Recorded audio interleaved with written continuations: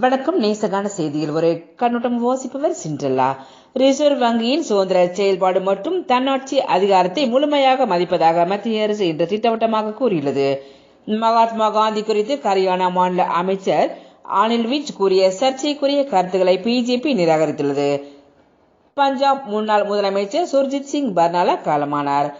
டாக்கா உணவு விடுதியில் கடந்த ஆண்டு நடந்த தீவிரவாத தாக்குதல் தொடர்பாக ஒரு இஸ்லாமிய தீவிரவாதியை பங்களாதேஷ் போலீசார் கைது செய்துள்ளனர். தமிழர் திருநாளாம் பொங்கல் பண்டிகை இன்று புதுவை மற்றும் தமிழகத்தில் வழக்கமான உற்சாகத்தோடு கொண்டாடப்பட்டது. தமிழக முன்னாள் முதலமைச்சர் அமரர் எம்ஜிஆரின் நூற்றாண்டு பிறந்தநாளான வரும் 17ஆம் தேதி சிறப்பு தபால் தலை வெளியிடப்படுகின்றது. நதிநீர் தொடர்பான விஷயங்கள் பொது பட்டியலுக்கு கொண்டு வருவது குறித்து மத்திய அரசு மாநிலங்களுடன் ஆலோசனை கலந்து வருவதாக நீர்வளத்துறை அமைச்சர் உமா பாரதி தெரிவித்துள்ளார். புதுவையில் இன்று நடைபெற்ற 67வது சீனியர் தேசிய பேஸ்கெட்பால் சாம்பியன் பட்ட போட்டிகளில் கேரள மகளிர் அணி தெலுங்கானா அணியை தோற்கடித்து சாம்பியன் பட்டத்தை வென்றுள்ளது. கிரிக்கெட்டில் குஜராத் அணி நடப்பு சாம்பியன் மும்பை அணியை வீழ்த்தி ரஞ்சி கோப்பையை வென்றிருக்கின்றது.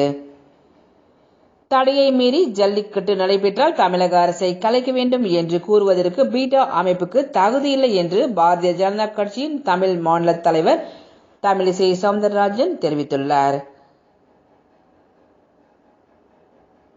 ஜல்லிக்கட்டுக்காக போராடியோர் மீது தடையை நிறுத்தப்பட்டதற்கு பாமக நிறுவனர் ராமதாஸ் கண்டனம் தெரிவித்துள்ளார்.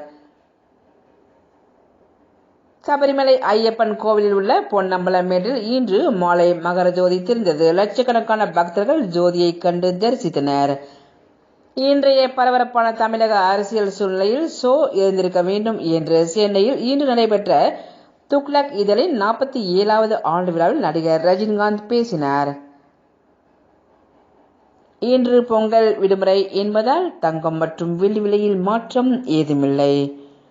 இத்துடன் இன்றைய நேசகான செய்திகள் நிறைவுற்றன. நேசகான வானொலி நிகழ்ச்சியில் கேட்க நேசகான ஆண்ட்ராய்டு ஆப்ஸிலும் ஐபோன் ஆப்ஸிலும் நேசகான வலைத்தள வானொலியிலும் கேட்டு மகிழுங்கள்.